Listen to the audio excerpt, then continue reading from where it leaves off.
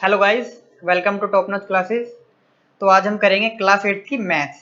और मैथ्स में हम क्या करेंगे, हमारा चैप्टर नंबर 1 जो कि है रैशनल नंबर। तो चलिए स्टार्ट करते हैं।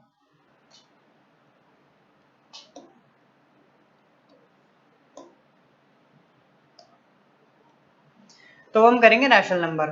तो रैशनल नंबर पढ़ने से पहले हमें क्या जानना जरूरी है, कुछ और टाइप्स के नंबर्स के बारे में भी हमें जानना पड़ेगा। जैसे कि स्टार्ट करते हैं। सबसे पहला होता है हमारा नेचुरल नंबर।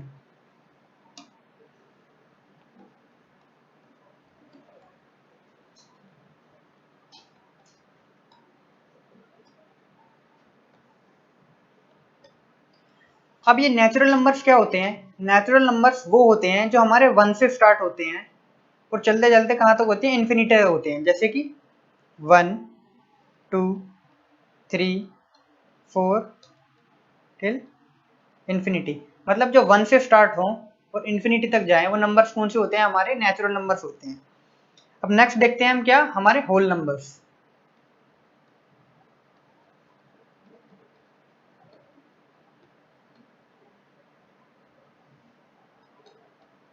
अब होल नंबर्स क्या होते हैं? होल नंबर्स होते हैं जो हमारे 0 से स्टार्ट होते हैं और सेम चलते चलते कहाँ तक जाएंगे, इन्फिनिटी तक। जैसे कि 0, 1, 2, 3 एंड टिल इन्फिनिटी। अब आप नेचुरल नंबर्स और होल नंबर्स में एक सिमिलैरिटी देखेंगे। जैसे कि क्या, कि होल नेचुरल नंबर्स हमारे स्टार्ट होते हैं 1 से और होल नंबर हमारे स्टार्ट होते हैं 0 से। तो जो होल नंबर्स में फर्क है वो क्या है, कि बस एक 0 एक्स्ट्रा है होल नंबर्स में और बाकी सभी नेचुरल नंबर्स जो है वो हमारे होल नंबर्स के अंदर भी आते हैं। ठीक है। तो अब नेक्स्ट हम देखते हैं क्या, इंटीजर्स।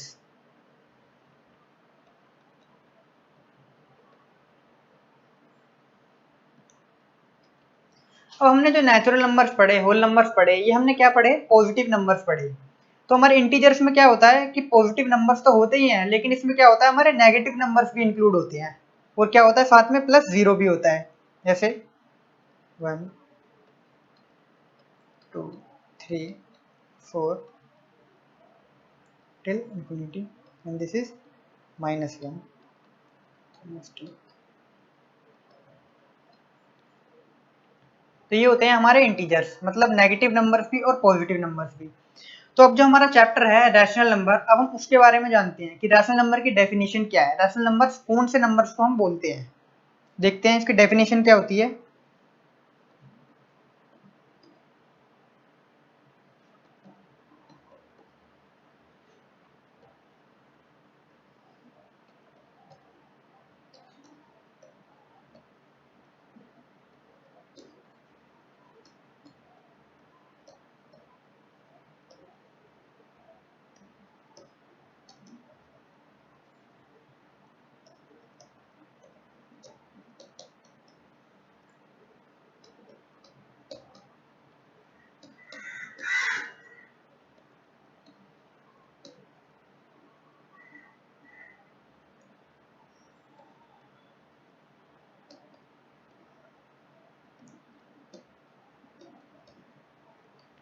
अब रैशनल नंबर होते हैं हमारे वो नंबर जिनको हम p बाय क्यू की फॉर्म में लिखें और हमारा क्या होना चाहिए, q 0 के इक्वल नहीं होना चाहिए। इसका कोई एग्जांपल देखते हैं। 1/2, 5/7, 3/4, ये सभी क्या है, इसके कुछ एग्जांपल्स हैं। तो अब जो हम नेक्स्ट इसमें पढ़ेंगे वो हम पढ़ेंगे इसकी प्रॉपर्टीज, रैशनल नंबर्स की प्रॉपर्टीज पढ़ते हैं हम।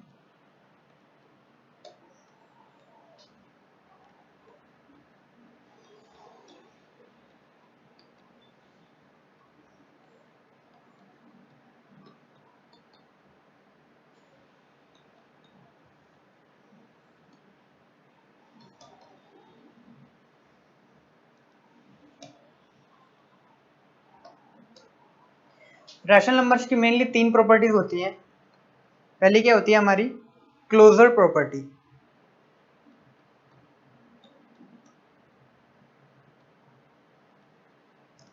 सेकंड होती है हमारी कम्यूटेटिव प्रॉपर्टी।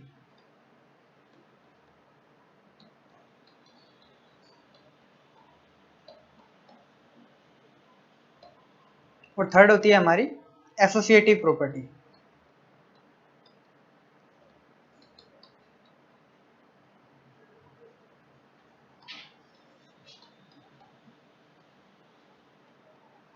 तो ये मेनली 3 प्रॉपर्टीज होती हैं। अब जो हम पढ़ेंगे वो इसकी फर्स्ट प्रॉपर्टी पढ़ेंगे, जो कि हमारी क्लोजर प्रॉपर्टी।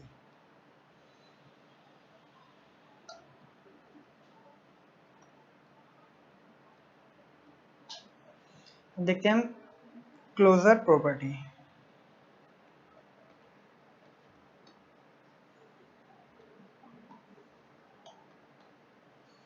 अब क्लोजर प्रॉपर्टी क्या कहती है? ये कहती है कि अगर हम दो सेम टाइप्स के नंबर पे कोई ऑपरेशन लगाएं, ऑपरेशन से मेरा मतलब है या तो उन्हें ऐड करें, या उन्हें सब्ट्रैक्ट करें, या उन्हें मल्टीप्लाई करें, या उन्हें डिवाइड करें, तो उनका जो रिजल्ट आएगा वो वही सेम टाइप का नंबर होना चाहिए। जैसे कि अगर हम दो होल नंबर्स पे ऐड करें तो उनका जो रिजल्ट होना चाहिए वो भी क्या होना चाहिए? होल नंबर ही होना चाहिए। तो अब हम इसी प्रॉपर्टीज को सारे उस पर अप्लाई करके देखते हैं, एडिशन पे, सब्सट्रैक्शन पे, मल्टीप्लाई और डिवाइड करके देखते हैं कि क्या ये स्टेटमेंट जो है ये ट्रू है या फॉल्स है हर नंबर्स के लिए। अब सबसे पहले हम क्लोजर प्रॉपर्टी पढ़ेंगे, किसके लिए? For whole numbers.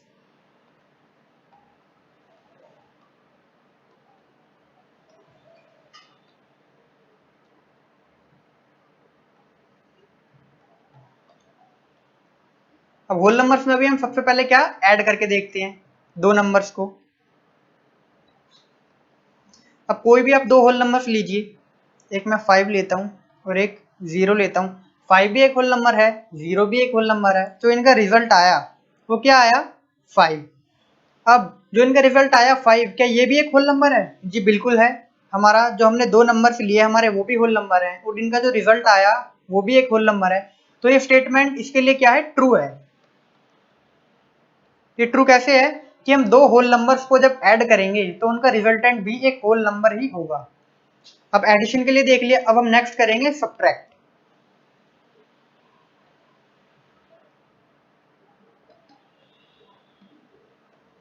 हम एक होल नंबर लेते हैं 8 और एक लेंगे 10, और हमने किया इन्हें माइनस, हमारा आंसर आया -2। अब हम देखते हैं कि हमारा 8 एक होल नंबर है, 10 भी एक होल नंबर है, लेकिन जो हमारा रिजल्ट आया -2 वो एक होल नंबर नहीं है। हमारे होल नंबर्स क्या होते हैं? पॉजिटिव नंबर्स होते हैं, लेकिन हमारा जो रिजल्ट निकल के आया वो क्या आया? वो एक नेगेटिव नंबर आया।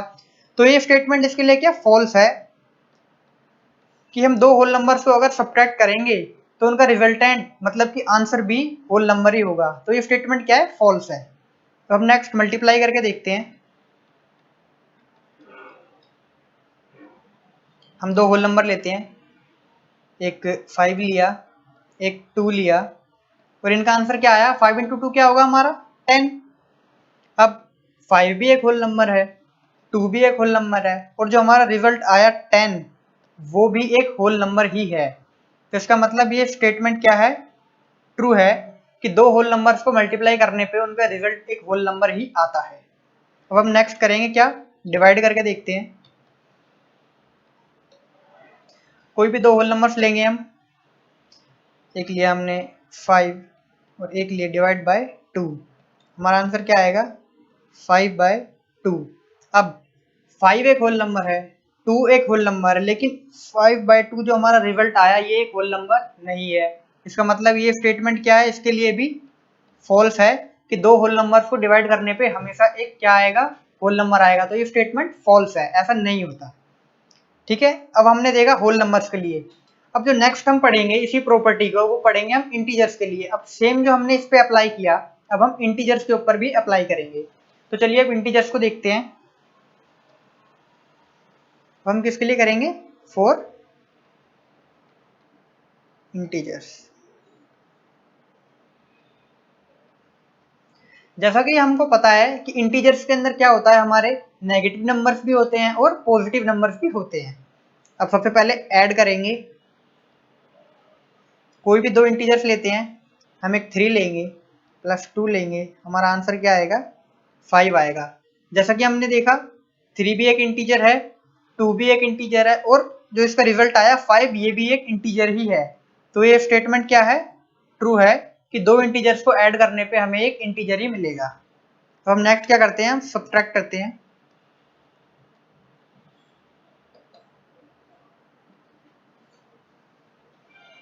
चलिए देखते हैं। हमने एक नंबर लिया 7 और एक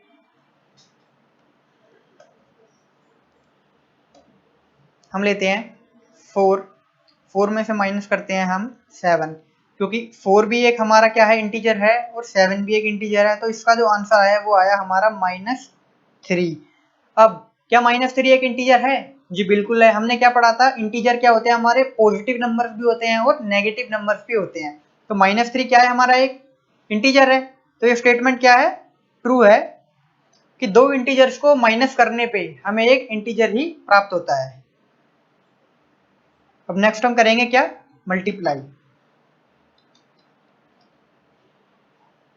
मल्टीप्लाई करके देखते हैं। हम एक नंबर लेते हैं -3 इंटू में 8, तो हमारा आंसर क्या आया, -24।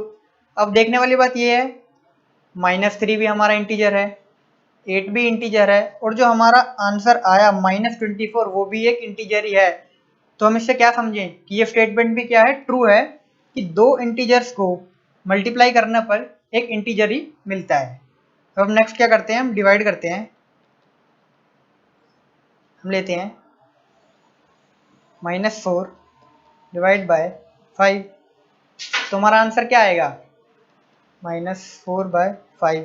हमारा -4 एक इंटीजर है, 5 भी एक इंटीजर है, बट जो हमारा आंसर आया वो एक इंटीजर नहीं है। तो ये स्टेटमेंट क्या है, इसके लिए फॉल्स है कि दो इंटीजर्स को डिवाइड करने पे एक इंटीजर ही मिलता है। ये स्टेटमेंट क्या है, फॉल्स है। अब हम नेक्स्ट, अब देखो हमने होल नंबर्स के लिए करा, इंटीजर्स के लिए करा, लेकिन जो हमारा चैप्टर ये है जिसका नाम है रैशनल नंबर्स, तो हम अब ये प्रॉपर्टी उसके बारे में भी पढ़ेंगे। अब किसके लिए करेंगे हम, फॉर रैशनल नंबर्स।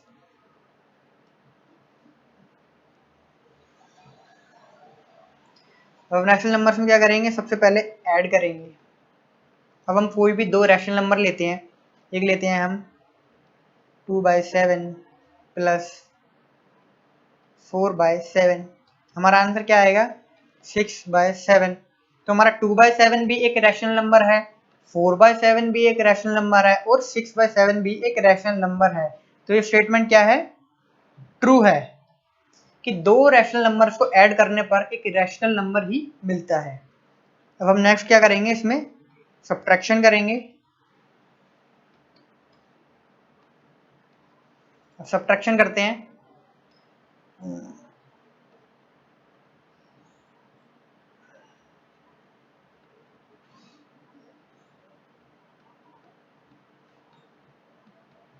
अब हमारा आंसर क्या होगा, -1/5।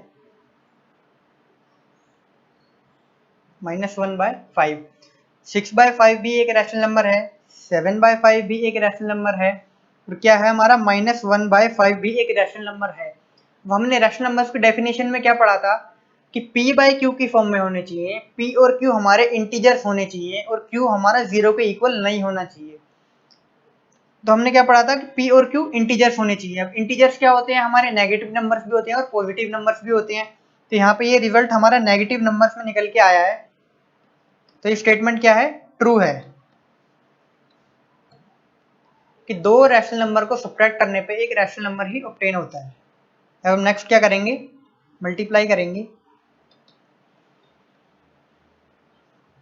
मल्टीप्लाई करते हैं 2/3 में 1/3, हमारा आंसर क्या होगा 2/9। हमारा 2/3 भी एक रैशनल नंबर है, 1/3 भी एक रैशनल नंबर है, और जो हमारा रिजल्ट आया ये भी एक रैशनल नंबर है। तो ये स्टेटमेंट इसके लिए भी ट्रू है कि दो रैशनल नंबर्स को ऐड करने, दो रैशनल नंबर्स को मल्टीप्लाई करने पर एक रैशनल नंबर ही मिलता है।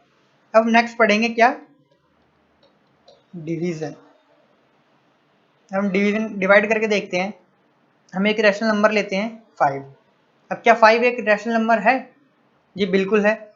जिसके नीचे कुछ नहीं होता, हम उसको पता है, हमें उसके नीचे हम 1 लगाते हैं, और हमारी डेफिनेशन में हमने क्या पढ़ी थी इसके लिए कि क्या होना चाहिए, रैशनल नंबर p/q की फॉर्म में होना चाहिए, और हमारा q होना जो चाहिए वो 0 के इक्वल नहीं होना चाहिए। तो 5/1 क्या एक रैशनल नंबर है, जी है, खाली 5 भी पढ़ सकते हैं इसे। और अगर हम इसको डिवाइड करेंगे 0 से तो हमारा आंसर होगा 5/0। लेकिन अब जो हमने पढ़ा था p/q की फॉर्म में होना चाहिए, तो p/q की फॉर्म में तो है, लेकिन क्या है हमारा q जो है इसमें 0 हो रहा है, तो ये रैशनल नंबर तो नहीं है। तो ये क्या है, ये स्टेटमेंट इसके लिए फॉल्स है कि दो रैशनल नंबर्स को डिवाइड करने पर हमेशा एक रैशनल नंबर मिलेगा, ये बात सही नहीं है। अब हम किसी भी चीज को, अब देखिए अगर 5 को 0 से डिवाइड किया तो आंसर क्या होगा।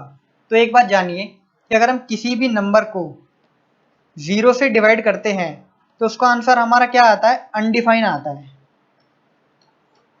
अनडिफाइन का मतलब होता है जिसकी कुछ डेफिनेशन नहीं होती, मतलब इसका कुछ आंसर नहीं है।